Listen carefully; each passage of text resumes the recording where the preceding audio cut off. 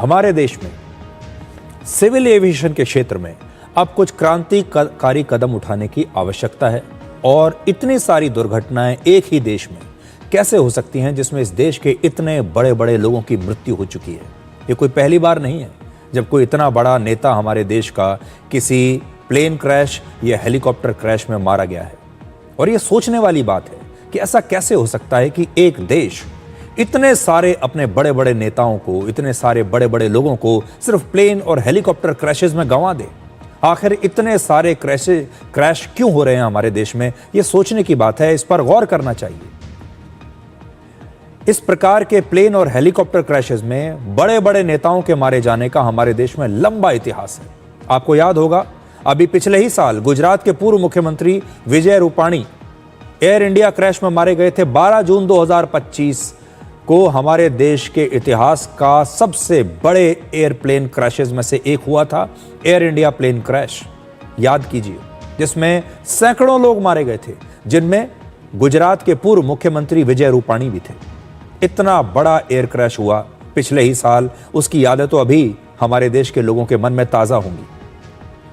उनसे पहले कांग्रेस के नेता माधवराव सिंधिया, लोकसभा के स्पीकर जीएमसी बालयोगी, आंध्र प्रदेश के मुख्यमंत्री वाईएस राजशेखर रेड्डी और पूर्व प्रधानमंत्री इंदिरा गांधी के छोटे पुत्र संजय गांधी का निधन भी ऐसे ही इन हवाई हादसों में हो चुका है। और आपको याद होगा, Bipin Rawat, general chief of defence staff general Bipin Rawat भी ऐसे ही एक हेलीकॉप्टर क्रैश में उनकी मृत्यु हुई थी। इतने सारे लोगों को हमने प्लेन क्रैश में, हेलीकॉप्टर क्रैशेस में, हवाई हादसों में खो दिया है। आज यह सोचने की जरूरत है कि हमारे देश में इतने सारे एयर क्रैशेस क्यों हो रहे हैं। कहीं ना कहीं कुछ ना कुछ तो गड़बड़ है। और सबसे पहले डीजीसीए को इस बारे में सोचना होगा। अगर डीजीसीए में कोई कमी है तो फिर डीजीसीए की उस कमी को ढूंढकर ठीक करना होगा।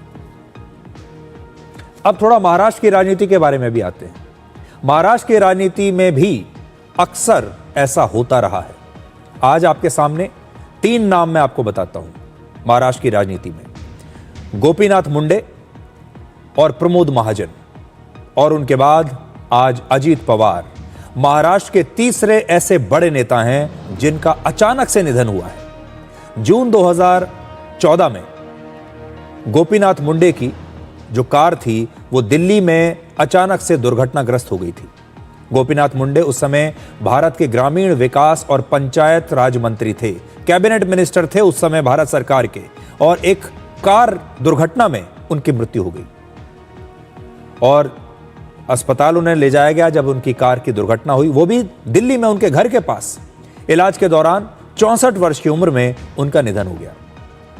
इसी प्रकार से प्रमोद महाजन जो बीजेपी के बहुत बड़े नेता थे, उनकी भी 56 वर्ष की उम्र में अचानक से मृत्यु हो गई।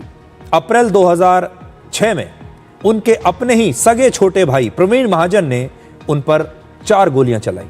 लगभग 13 दिनों तक इलाज के बाद 3 मई 2006 को प्रमोद महाजन का भी निधन हो गया था। और आज महाराष्ट्र ने अपना एक और इतना बड़ा और दिग्गज नेता खो दिया अजीत पवार के रूप में। तो महाराष्ट्र की राजनीति के तीसरे ऐसे बड़े नेता हैं अजीत पवार, जो अचानक से, किसी ने सोचा भी नहीं, कल्पना भी नहीं की थी, और अचानक से इस दुनिया से चले गए।